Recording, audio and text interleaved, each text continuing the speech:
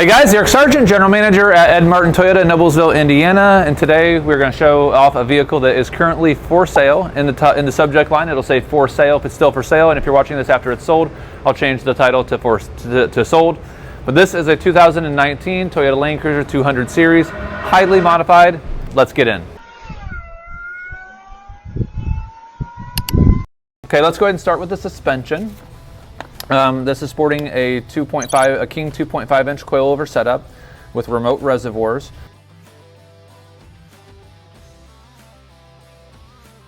Got the 800-pound spring in the rear, which is the OME 2723 rear spring. You'll notice that the springs are coated in red. Those are the King springs in the front, which normally come in blue, but we did have them depacked and then sprayed with spring paint, so it's red. So what you're looking at here has held up. This car is about 4 years old or so, and it has, in the red, spring paint has held up real nicely. It's not chipping or cracking away. The upper control arms are SPC. The SPC upper control arms typically need to be repacked in the ball joints or have a ball joint replacement kit eventually. These upper control arms were recently serviced, so we are ready to go for another several years on these upper control arms without having to be greased or serviced. Right here in the rear, it has the Timbren bump stops. The re-gearing ratio on this is 4.88. These are Nitro aftermarket gears. And there is the ARB air lockers in both front and rear axles. The air lockers are controlled with an ARB twin air compressor, which is located right here underneath of the hood. It does have a Diff drop in the front and ARB Diff breather kit under the hood as well. In order to make the 35-inch tires fit, we did use a SLE KDSS relocation kit. And the tires that are currently on this, as of the shooting of this video, are the 35-inch Toyo Open Country mud trains. By the time this vehicle is offered for sale in the next couple of days, we do plan on replacing those to the Toyo Open Country RT Trails 285, 75, 17 on these Icon Rebound wheels. That should be just a little bit over 34 inches in total diameter and a little bit under 11.5 inches in total width. Taking a look at the exterior of the vehicle, we have a Rhino Evolution front bumper. This is a very pretty bumper in my opinion. It's probably the best looking bumper on a 200 series. Obviously there's no bull bar. It is color matched in 1G3 magnetic gray metallic to match the exterior, and of course we've done a chrome delete here. The grille is painted in a gloss black material to kind of complement all the other black around the vehicle that we've blacked out that was previously chrome. Fog lights are Rhino branded fog lights, and the winch that we're using is a Warn Zeon 12S Platinum. So this is a synthetic rope, wireless controlled dual clutch 12,000-pound winch. Finished off with a factory 55 1.5 inch fair lead and a factory 55 Flatlink. Moving on to the side, you'll notice a major aesthetic change here, which is not only aesthetically pleasing, but also extends the width of the vehicle slightly so that any kind of dirt or rocks that would catch in the tire tread doesn't get fluffed up on the paint. And that is the cut snake fender flares. These fender flares do not come color matched and they don't come smooth. They typically come in a rough texture, and the instructions are basically just to kind of bolt them into the fender. What we've done here is we've actually heated these up, formed them so that they have a more perfect fit. We've nut certed into the vehicle so that these are fully removable. If these were to get scratched up or damaged in any way, shape, or form, they can be just removed right here with your Allen bit. Remove it. They could be repainted if necessary and reinstalled through the nut cert that's on the vehicle. We did this in-house at our body shop, and we put extra corrosive material around the nut cert insert on the actual fender. Also, these fender flares, because we wanted to kind of marry it up to the Rhino Evolution bumper, we actually took this bumper and we cut off part of it so it doesn't come out flat here in kind of an awkward angle. So we blended the angle, filled that in with foam body filler, and then resanded that down, refilled it again, painted it, cleared it, so on and so forth. We did this in 2019. As of shooting this right now, we're almost in October of 2024. It's held up just perfectly. These things haven't been repainted, and it looks really awesome. Adds a lot of texture to the vehicle. Also, multifunction aesthetics and function. We have the Fabulous Fabrications snorkel. This is a 4-inch stainless steel snorkel. It doesn't really require any kind of modification to the airbox, although some people do like to use the Australian airbox to kind of match it up a little bit more. That's not necessary, and that wasn't done on this because it's just not necessary. But all in all, it does add a nice sound to it because it's bringing the sound kind of back up. Obviously, you can kind of drive with a little bit higher water, cleaner air being brought into the engine. Overall, this is a really nice mod, and I think it's one of the prettiest ones out there for multiple reasons. One, it doesn't stick out too far. It looks kind of cool and different, but also it really doesn't prohibit any visibility to the driver because it is completely hidden behind the A-pillar, as you can see right here. We have additional armor. These are the Bud-built sliders. They do make various options. This is the diamond plate option, powder coated in black, of course. So in the front we have a Rhino skid plate. This is the same. The skid plate is an accessory to the bumper. If you bought the bumper, they would have an add-on box for you to buy the front skid plate. The rear skid plates are all aluminum through Bud-built. It's a stage 2 setup. And then we have added the ARB front recovery hooks in red. These are also the same red that the front coil springs are too. So we have the King springs that normally come in blue, and we've painted them with spring paint to be red, so these match up nicely with the gray and the black. We have a couple extra things here. The chrome delete continues. Lower door moldings on a 200 series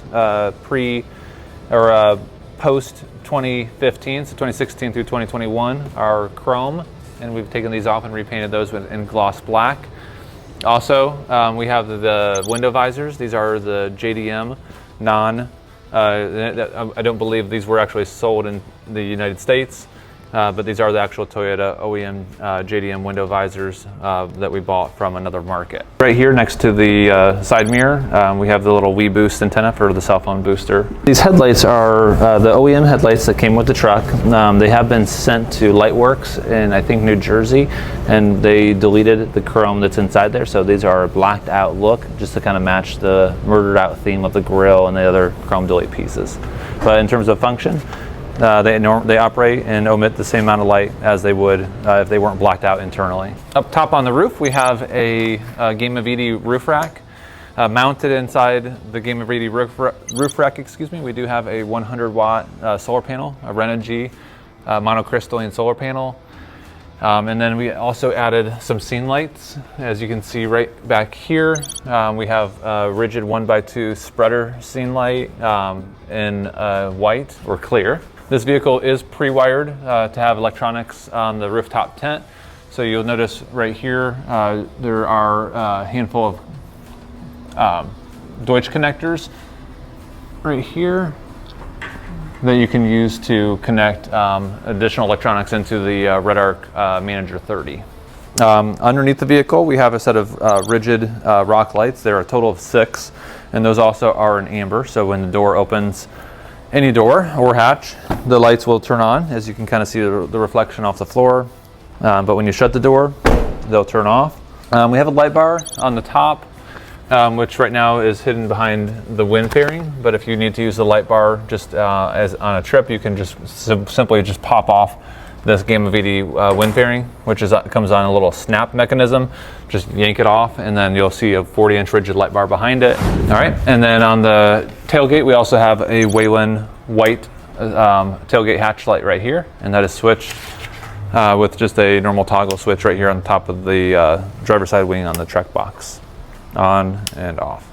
And then mounted in the normal rear reflector position, we have a rigid D-Series midnight diffused reverse light. All right, now that we have the back opened up, we'll go ahead and let's show off the Trekboxx Alpha.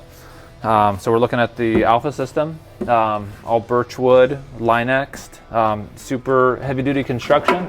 It does lock, so if you do have something that you want to keep in here that needs to be secure, you have the locking mechanism right here.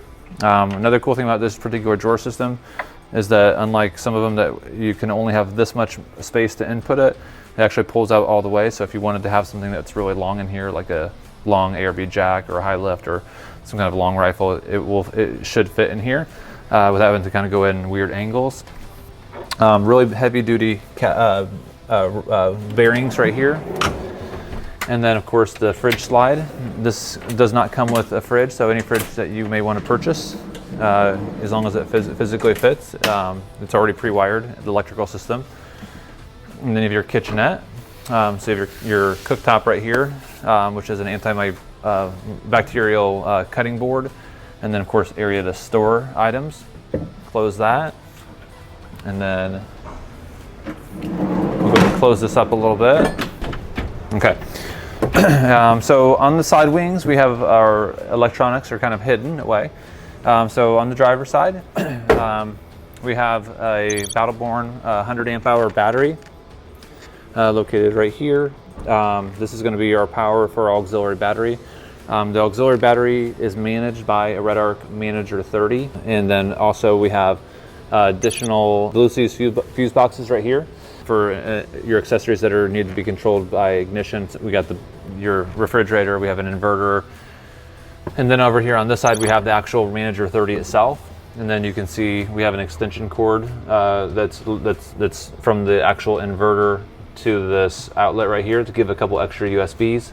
The inverter does have its own on-off button right here, which is the Samlex 1000 watt pure sine inverter with the Samlex power switch right here. One cool thing about these Trekboxxes too is they have a soft close hinge, so you just kind of push it down. You need to open it. It's got a nice burly, strap right there. Same thing on this side as well. All right, so we have 4 additional toggle switches located right here above the additional USB ports and 12 volt outlet on the side of the Trekboxx on the driver. We have an ABS piece of plastic which has 4 additional toggles. The first one is going to turn on the Blue Seas marine grade voltage meter, so you can see the voltage of your auxiliary battery at any point in time without drawing any additional power of the light itself. This is going to turn on the Wayland hatch light. And then these 2 right here are going to control additional power that's running up to the roof through the Deutsch connector. One of them can be used for additional power to your rooftop tent if you want to charge a device while you're up in your tent area. And the other one is going to be for a light, additional power so you can have a light outside the vehicle, which was previously used for an awning light. And then we have a couple different additional power outlets here for USB, here and here. And then we also have a 12 volt for any 12 volt accessory that you may want to use. We have a Blue Seas voltage gauge right here, and then a couple additional switches which we can kind of go through here to turn on and off our components. The power inverter is actually located right behind the Trekboxx. It is actually covered up right here by a custom little cover for it, just so that nothing touches it. And then it has a nice little map pocket located right here, but underneath of that you can kind of take a look. And this does not prohibit the seat from reclining, but it does give the ability to have that inverter located somewhere that's accessible. And then located right here next to your trailer hitch pin is our shore power with a waterproof connector. So as you can see right here, you do have the ability to just plug in to 120 volt shore and then backfeed the system, so that if you're at a campsite, then you're not using your dual battery setup, and it also keep your entire dual battery setup completely topped off. Okay, so now that we're under the hood, as you can see, we have our ARB twin air compressor here, your quick connection fitting located right above it. We have a couple extra solenoids and manifold for your ARB lockers located right here. As mentioned previously, we do have the diff drop, or the diff breathers, excuse me, and that's located right up here, right above the engine cover. We have the ARB twin air compressor, which is infused with 240s right here. And then on the air box, we have the connection to the snorkel located right here. And again, this is the US spec air box. And then also on the driver's side, you also have a hard disconnect from your dual battery setup. So if you were trying to do any kind of diag for any particular reason, you can just hit this button and turn off all power to the rear. All right, now that we're inside the car, we kind of went the extra mile just to make sure that everything it doesn't look like an aftermarket truck. So the Switch Pro that we decided to use for switching is located inside the sunglasses holder. Just press the sunglasses holder. We have access to our reverse lights right there, which is going to turn on the rigid D-Series Midnight Edition Pros back there. We have an on-off button for our 12 volt for our fridge, for the 12 volt that the fridge will plug into. We have left and right on the scene lights. We also have our ARB twin air compressor. And the auxiliary 1 button is going to turn on the WeBoost cell phone booster. And if you have the Switch Pro app, then you should be able to control all these switches remotely if you're outside the vehicle or in a rooftop tent. On the on the right side of the steering wheel, we have a factory blank, which we did not use. So we do have room for another accessory for whatever reason. On the left side of the steering wheel, we have our buttons for the front and rear lockers. These are ARB air lockers. And these buttons, just so they're not accidentally pressed, we actually do, located right underneath here in the dash, we do have a kill switch so that you can't accidentally press this button while you're driving. You do have to press the override button here, and then you can engage your rear or front locker. And again, those are in the 4.88 Nitro gears. Okay, right here in the glove box, we have our Manager 30 control panel. Just a couple things here. You have a tiny little screen to read through some stuff. We have the state of charge.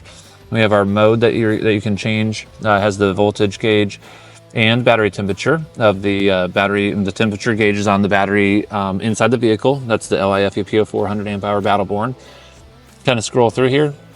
We can go through his date and time settings, so you can have a little bit of a little matrix, so you can see how much charge you're pulling at any given time on a little timeline line chart. Battery. Percentage state of charge, time till flat based on the current load. And then this is your input status screen. This is really cool. It's always wanting to charge through solar first. Right now it's pulling a little bit of solar in through the window, nothing through shore. And then has the car icon right there if the car is running and you're backfeeding through alternator. So it can charge all 3 methods. Then also has an output status. Right now there's not much being pulled out of the vehicle. And then you're back to your charging status screen. One more thing that I'd like to mention is the interior quality of this vehicle is second to none. The leather seats have been always conditioned, and they've been covered up by the escape gear seat covers, which are not included with this. However, the condition, there is absolutely no wear at all on any of the bolsters or any parts of this leather. We'll kind of put a little bit of B-roll over the screen, but there is just no evidence that these seats have really ever been sat in. And that goes for the driver, passenger, or the rear seats, and the top of the center console. Leather is in perfect condition. The floor liners and the carpet are in perfect condition as well. As you can see, it has the Husky liners. These are nice because they are form-fitted for this vehicle. They also have nice lips that are going to go around so that every inch of the carpet should be protected, and it has plenty of room to actually catch any kind of water or dirt that would be in there. Easy to clean, and they stay down real nice. They do lock right here with the Toyota locks that come through the carpet as well, and they're also spiked on the bottom too. These are in both rows of the vehicle, second row and driver passenger in the front. Another cool thing about the interior of this vehicle is that we completely took out all the carpet and put a layer of Dynamat for additional sound deadening, because this originally had a set of mud terrain tires on it. All right, so we just did an alignment on the car, put a new set of Toyo Open Country RC trails on it. We are gonna go ahead and leave it in the air and just kind of go over the undercarriage real quick. So obviously we have a Rhino front bumper, or I'm sorry, we do have a Rhino front bumper. We have a Rhino front skid plate. This is the matching skid plate to the bumper. To the ARB recovery points, these are red. We do have a set of Bud-built skid plates here and here. These are aluminum. Obviously, they have access for your oil drain and your oil filter as well. It's got SPC upper control arms, which have been recently serviced. Those are good to go. There's absolutely zero rust on this vehicle at all. It's King 2.5 suspension, which is a little bit deceiving because the springs are red. Those actually are the King springs, which I believe Eibach makes. We did paint those red with spring paint about 4 years ago when we built this truck. The paint is remarkably held up very, very well. I don't see any kind of anything going on there in terms of it fading away or chipping or cracking or anything of the sort. Everything looks great. There's no evidence of any seepage on the CVs. We were going to go ahead and kind of just maybe slow roll some video along the whole frame. Because this is an alignment rack, we're going to have to dip around a little bit just to kind of physically move the camera and ourselves through here. So I'll point out things that I think are maybe noteworthy. So let's kind of get underneath the car. We'll go ahead and post photographs as well. Again, this vehicle is for sale as of the timing of this video posting. The subject line will tell you whether it's for sale or whether it's been sold. But again, the Bud built skid plates do stop right here. We do have, of course, this does not have an auxiliary fuel tank, just the factory fuel tank. There's no damage at all on the fuel tank skid protector, the OEM. Also, the exhaust system is completely perfect. There's no evidence of any kind of damage from off-roading, which it's just like, again, this is a Texas truck. This really doesn't get any cleaner. Access to your KDSS for maintenance and so on and so forth. Again, being a Texas truck, doesn't have any corrosion. You can look around the bolt holes and you'll notice that they're just in absolutely perfect condition. The truck is a little dirty from being underneath of the vehicle, but it's absolutely it's absolutely in perfect condition. The drive axle, the frame rails, again, just completely clean. Nothing could be better. It does have the Bud built rock sliders. These are the ones that kick out with the diamond plating on them, so that they're functional as a step as well.